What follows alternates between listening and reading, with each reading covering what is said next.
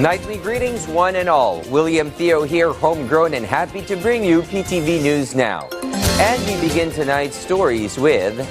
Earlier today, the Supreme Court issued its ruling that bar exam results or scores are like individual medical records or exam results and cannot be disclosed sans prior consent from the examinee or test taker. The High Court's pronouncement and the guidelines governing requests for disclosure of a law school's bar exam performance take effect immediately and ahead of the release of the results of the 2024 bar exams on Friday, December 13. Under the just-released SC guidelines, the requests of law schools for bar exam scores may be approved under the condition that the scores are averaged, aggregated, anonymized, and do not specifically identify an examinee or test taker by name.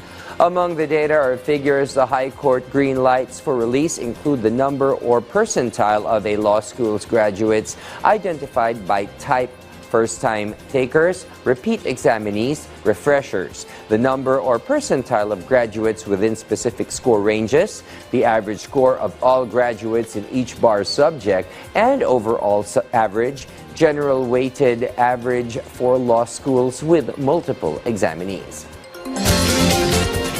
Strangely enough, the outgoing U.S. President Joe Biden and his incoming successor are one on their sentiments and concerns on the collapse of the Syrian government under fallen authoritarian and failed President Bashar al-Assad. Both are espousing non-intervention in the situation in Damascus, but are keeping a close eye on developments, as VOA's Veronica Valderas Iglesias reports. From the White House, U.S. President Joe Biden addressed the collapse of the Bashar al-Assad regime in Syria by a rebel offensive. At long last, the Assad regime has fallen. This regime brutalized and tortured and killed literally hundreds of thousands of innocent Syrians. The fall of the regime is a fundamental act of justice. It's a moment of historic opportunity for the long-suffering people of Syria to build a better future for their proud country. Biden also outlined several steps the U.S. plans to take in light of the changes on the ground, including working closely with regional allies. First, we'll support Syria's neighbors, including Jordan, Lebanon, Iraq, and Israel, should any threat arise from Syria during this period of transition. President-elect Donald Trump reacted Sunday to the latest developments in Syria, posting on his Truth social media platform, quote, "Assad is gone. He has fled his country. His protector, Russia, led by Vladimir Putin, was not interested in protecting him any longer." A day earlier, Trump posted, "Syria is a mess, but it's not our friend, and the United States should have nothing to do with it. This is not our fight." The celebratory mood on the ground in Syria by those who opposed Assad shouldn't distract from the immediate needs that must be tended to, experts warned. There's going to be the humanitarian aid concern, which I think we and other countries in the UN will have to address. I think secondly, as you mentioned, is the chemical weapons and other military capabilities. We do not want those to get into the wrong hands. Given its strategic interests and partnerships in the region, analysts expect the United States will keep a close eye on who ends up taking power in Syria after Assad and the direction they take the country in. Veronica Valderas Iglesias, VOA News. At this moment, let's turn our focus to my colleague in PTV's Baguio City studios for what's hot and happening in the Cordilleras. Audrey? Naimbag grabe Pilipinas at tuyon dagiti kaudyan na damag manikod iti PTV Cordillera. Mga rugi inton December 24, 2024, ang manayunan ng iti 40 pesos ti daily minimum wage dagiti mga manggad iti pribado a sektor iti Cordillera.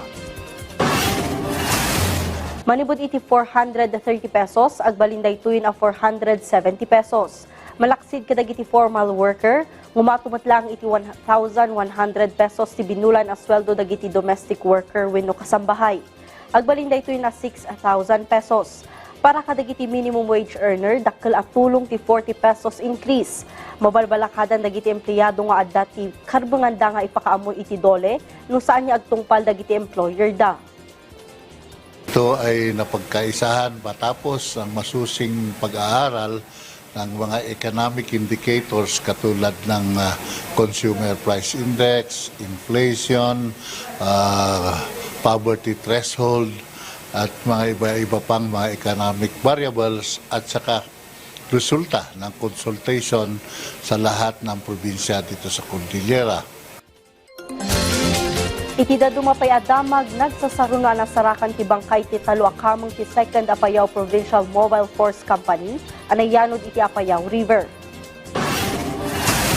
Agsapat ti Miyerkules, December 4, 2024, agturong kumati pito a pulis akamong ti 2nd Apayao PMFC iti Barangay Lagnaw, Kalanasan para iti follow-up investigation ken posible apan nakaiserbi ti warrant of arrest iti maysa nga individual a suspect iti shooting incident. Iti panagbalasoy da iti karayan baban iti bangka, nabaliktad ti nagluganan daga po iti napaggas a danum ti karayan. Nakalasat ti upat a pulis karaman ti may sa sibilyan nga operator ti bangka, bayat ang mapukpukaw ti talo a kakadwada. Dagos anay patungpal ti search and rescue operation aging gaan na sarakan ti bagi ti talo a pulis. Nabigbig dagiti pimusay ada patrolman Halterek Quezon at taga-poblasyon Kabugaw Apayao, patrolman Resti Bayog Manipud Tabuk City Kalinga, kani patrolman John Lorenzo Tugayan Jr. Manipud Lingawan Bugyas Benguet. Tumaog na po yung bangka. Initially po ay nakakatid po sila lahat sa bangka. Pero nung talagang lumakas na po yung nabitawan po ng tatlo yung portion ng bangka. Lahat po sila, sir, makakatanggap ng financial assistance from the national headquarters. Iba pa yung sa region po at sa amin po. Dagiti damdamag manipod iti PTV Cordillera, siya, ni Audrey Villena, may Bagarabi. Many thanks, Audrey, and that's all she wrote for tonight. Join us anew tomorrow for another set of breaking stories in the afternoon and in the evening. And don't forget to always keep it here for news you can count on. William Theo wishing you all a restful night ahead, and thank you for watching PTV News Now.